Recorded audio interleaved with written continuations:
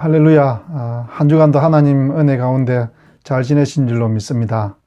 이제 날씨는 확연한 봄이 되었습니다. 개나리 진달래가 활짝 피었고 목련도 활짝 피었습니다. 이 피어난 봄꽃처럼 하나님의 은혜가 우리 가운데 듬뿍 임하는 그런 주일이 될 줄로 믿습니다. 우리 묵도하심으로 하나님의 보좌 앞에 나아가시겠습니다. 묵도하시겠습니다. 너희 모든 나라들아 여호와를 찬양하며 너희 모든 백성들아 그를 찬송할지어다. 우리에게 향하신 여호와의 인자하심이 크시고 여호와의 진실하심이 영원함이로다. 아멘. 하나님 아버지, 그렇습니다. 우리를 향한 여호와의 인자하심과 여호와의 진실하심이 영원무궁하심을 믿습니다. 이 시간 우리가 예배 드릴 때에 이 땅에 우리의 근심과 걱정을 내려놓고 그 진실하시고 신실하신 주님 앞으로 나아가니 주께서 우리 모두를 받으시고 우리를 안아주시고 우리에게 힘을 주시고 다시 일으켜 세워주시옵소서. 예수님 이름으로 기도드렸습니다. 아멘. 다 같이 우리 일어나셔서 찬송가 38장 예수 우리 왕이여 찬양을 주님 앞에 올려드리겠습니다.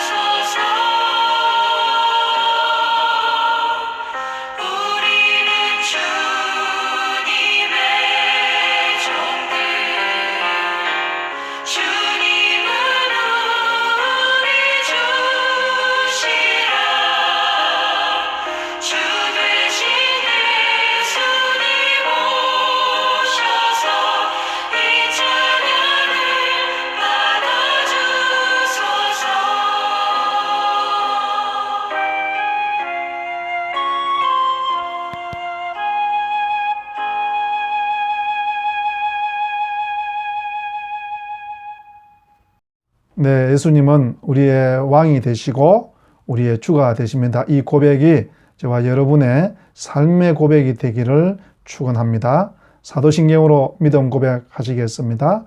전능하사 천지를 만드신 하나님 아버지를 내가 믿사오며 그 외아들 우리 주 예수 그리스도를 믿사오니 이는 성령으로 잉태하사 동정녀 마리아에게 나시고 본디오 빌라도에게 고난을 받으사 십자가에 못 박혀 죽으시고 장사한 지 사흘 만에 죽은 자 가운데서 다시 살아나시며 하늘에 오르사 전능하신 하나님 우편에 앉아 계시다가 저리로서 산자와 죽은 자를 심판하러 오시리라. 성령을 믿사오며 거룩한 공예와 성도가 서로 교통하는 것과 죄를 사하여 주시는 것과 몸이 다시 사는 것과 영원히 사는 것을 믿사옵나이다. 아멘. 하나님이 오늘 우리에게 주시는 말씀은 창세기 39장 1절에서부터 6절 말씀입니다. 우리 함께 말씀을 봉독하도록 하겠습니다. 39장 1절부터 6절까지입니다. 요셉이 이끌려 애굽에 내려가매 바로의 신하 친위 대장 애굽 사람 보디발이 그를 거리로 데려간 이스마엘 사람의 손에서 요셉을 산이라. 여호와께서 요셉과 함께 하심으로 그가 형통한 자가 되어 그의 주인 애굽 사람의 집에 있으니 그의 주인이 여호와께서 그와 함께 하심을 보며 또 여호와께서 그의 범사에 형통하게 하심을 보았더라. 요셉이 그의 주인에게 은혜를 입어 섬김에 그가 요셉을 가정 총무로 삼고 자기의 소유를 다 그의 손에 위탁하니 그가 요셉에게 자기의 집과 그의 모든 소유물을 주관하게 한 때부터 여호와께서 요셉을 위하여 그 애굽 사람의 집에 복을 내리심으로 여호와의 복이 그의 집과 밭에 있는 모든 소유에 미친지라. 주인이 그의 소유를 다 요셉의 손에 위탁하고 자기가 먹는 음식 외에는 간섭하지 아니하였더라. 요셉은 용모가 빼어나고 아름다웠더라. 아멘. 우리가 잘 아는 것처럼 요셉은 어릴 적 고향을 떠나서 한평생을 이방 땅 애굽에서 나그네로서 살아갔습니다. 애굽이라는 낯선 땅에서 요셉은 한평생을 살았지만 하나님은 그와 함께 하셨고 또 그의 삶은 형통했다고 성경은 기록하고 있습니다. 우리도 이 땅에서의 삶을 나그네로서의 삶이라고 말하지 않습니까? 그러면 어떻게 우리도 요셉의 그 형통한 삶을 살아낼 수 있을까요?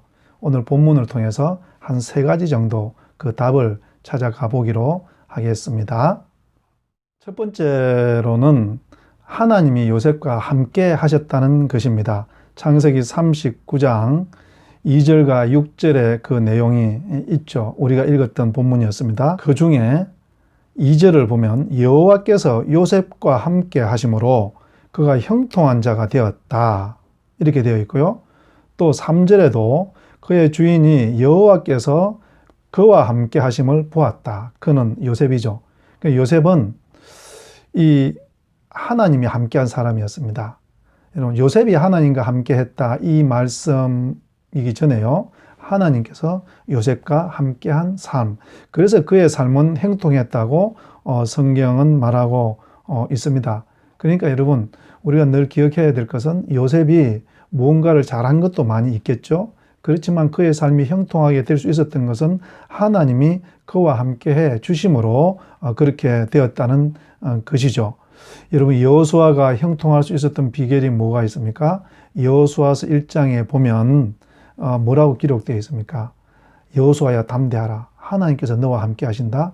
두려워 말라. 담대하라. 이것을 수없이 반복하고 있지 않습니까? 하나님께서 우리와 함께 하시면 우리의 삶이 형통하게 되는 것입니다. 여러분, 우리 하나님은요, 우리가 하나님을 떠나갈지라도 그분 하나님은 항상 우리와 함께 하셔서 우리의 삶을 형통하게 해 주시는 것을 믿으시기를 바랍니다. 우리가 하나님을 피해서 도망갈지라도 하나님은 그곳에 먼저 와 계시고 우리가 음부 가운데 자리를 펼지라도 하나님은 그곳까지 따라오신다고 말씀을 하셨습니다. 이 하나님께서 우리와 함께 하심으로 우리의 삶을 형통하게 하시는 것이죠. 그래서 저는 여러분 감히 말씀할 수 있습니다. 저나 여러분이나 하나님 믿는 모든 백성의 삶은 형통하게 될 것이다. 그 형통의 결과가 무엇이냐? 창세기 49장 22절에 보면 요셉은 무성한 가지 곧 샘 곁의 무성한 가지라. 그 가지가 담을 넘었도다. 이 요셉의 축복이 우리 모두에게 있는 줄로 믿습니다. 두 번째로 요셉은 늘 하나님을 의식하면서 살았다는 말씀입니다. 창세기 39장 9절에 보면 그 보디발의 아내가 요셉을 유혹했을 때 요셉이 무슨 말을 하면서 거절을 하는가 하면요. 이 집에는 나보다 큰 이가 없으며 주인이 아무것도 내게 금하지 아니하였어도 금한 것은 당신뿐이니 당신은 자기 아내임이라. 그런즉 내가 어찌 이 큰 악을 행하여 하나님께 득죄하리이까.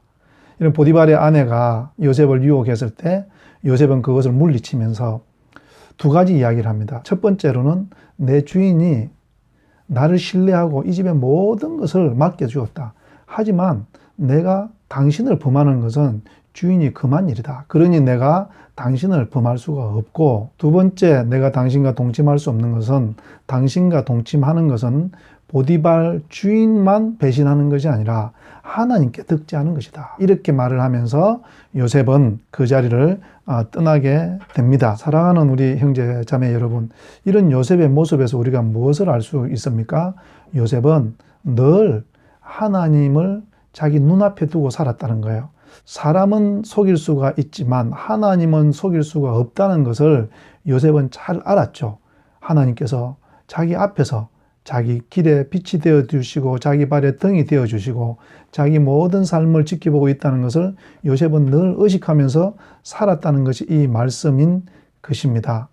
여러분, 반면에 하나님을 의지하지 않는 사람들은요, 하나님을 속일 수 있다고 생각을 합니다.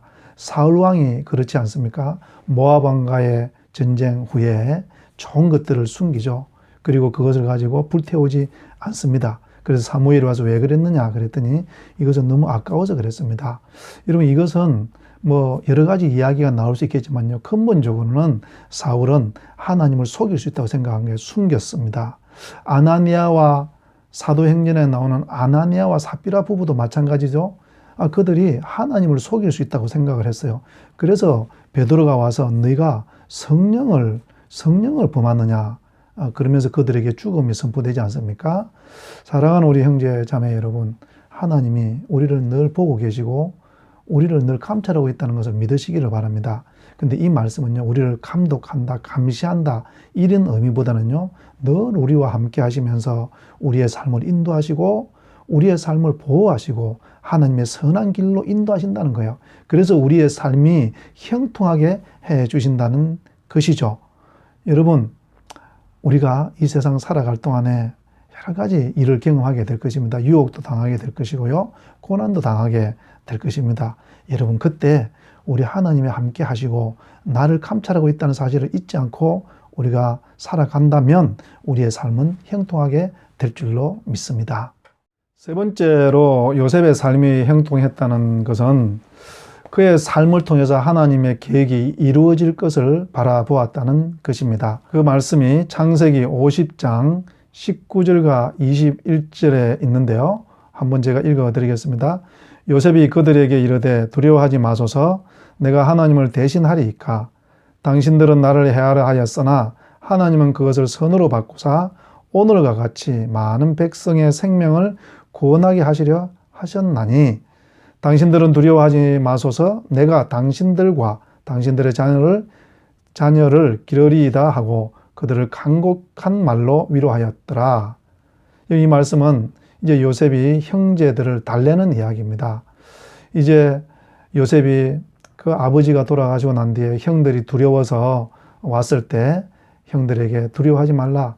오히려 하나님께서 나를 보내셨고 하나님께서 당신들의 손을 통해서 나를 애굽에 보내셔서 많은 사람을 구원하게 하셨다. 그러니 내가 당신들을 해하지도 아니할 것이고 당신들의 자녀들도 내가 돌아보겠다. 이렇게 말하는 것을 보게 됩니다. 생각해 보면 요셉의 인생은 이 형들로 말미암아 꼬이게 되지 않았습니까? 아마도 요셉은 수많은 날들 동안 왜 형들이 나를 이렇게까지 했을까? 왜 나를 이렇게까지 핍박했을까? 거기다가 죽이려고 했고 팔았을까? 하나님은 그때 무엇을 하셨을까? 왜 그때 나를 도와주지 않으셨을까? 이런 여러 가지 생각을 하지 않았겠습니까? 그런 가운데 요셉은 마침내 자기 인생의 끝머리에 와서 하나님께서 그런 가운데서도 자기의 계획을 이루어 가신다는 것들을 알게 된 것이죠.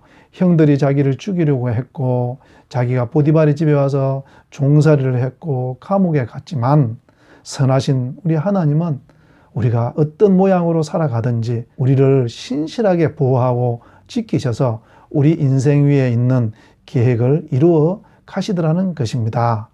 사랑하는 우리 형제 자매 여러분, 우리 하나님께서는 저와 여러분 안에 놀라운 계획을 가지고 있는 줄로 믿습니다. 여러분 너무 두려워하지 마십시오. 염려하지도 마십시오. 지금 하나님이 가진 계획과 자꾸 반대 방향으로 가고 있는 것 같습니까? 반대 방향으로 가다가 끝에서 하나님의 계획이 이루어질 것입니다. 그러니 너무 여러분 안달하지 마시고 너무 염려하지 마시고 걱정하지 마십시오. 주님께 여러분 인생의 키를 맡기십시오. 주님께서 우리를 향한 그 모든 계획을 이루실 것입니다. 하나님이 우리 안에 가지고 계신 계획을 이루신다. 이 말씀을 제가 기억할 때마다 제 가슴이 늘 설렘이 있습니다. 신대원에 갔을 때 첫 수업 시간에 하나님께서는 저를 찾아오셔서 말씀하셨습니다. 내가 너를 오병이어처럼 사용하겠다.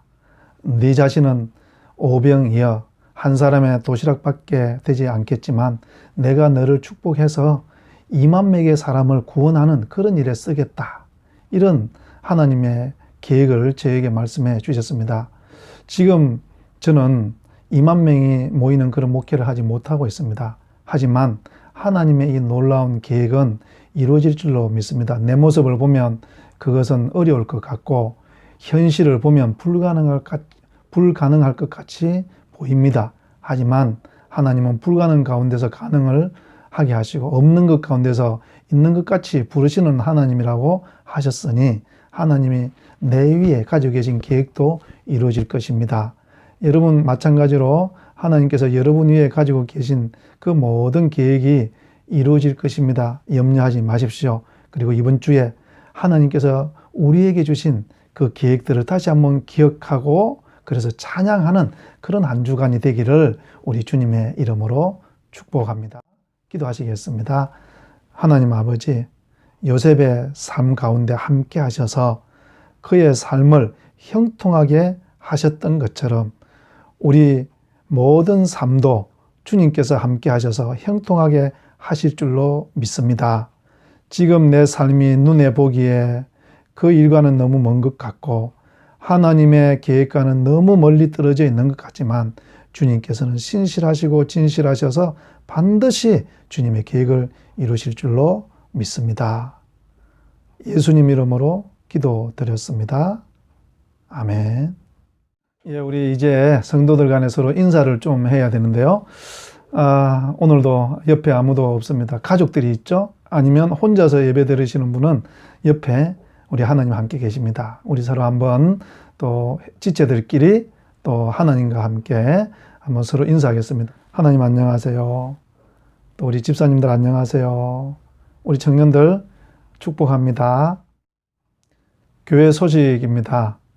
우리가 계속해서 4주째 예배를 드리지 못함으로 해서 교회가 좀 텅텅 비어 있는데요. 여러분 개별적으로는 와서 좀 기도하시고 또 말씀도 읽으시고 그렇게 하면 좋겠다는 생각을 했습니다. 또 한 가지 여러분 부탁드리고 싶은 것은 교회에 우리가 모여서 예배 드리지 못함으로 해서 헌금 시간을 갖지 못했습니다. 근데 또 한 달이 지나감으로 해서 여러 가지 비용은 또 들어가야 되고 그렇습니다. 그래서 감사헌금이나 11조 준비해 두신 것들을 교회 계좌로 보내시면 제가 교회에 필요한 부분에 집행하고 또 처리하도록 그렇게 하겠습니다. 그리고 계속해서 이 코로나 바이러스가 꺾이지를 않고 있습니다. 위에서 기도해 주시고 또 4월에 있을 국회의원 총선을 위해서도 우리가 함께 기도해야 될 것입니다. 이제 우리 마지막으로 다 같이 일어나셔서 파송송 살아계신 주 찬양하심으로 예배를 마무리하겠습니다.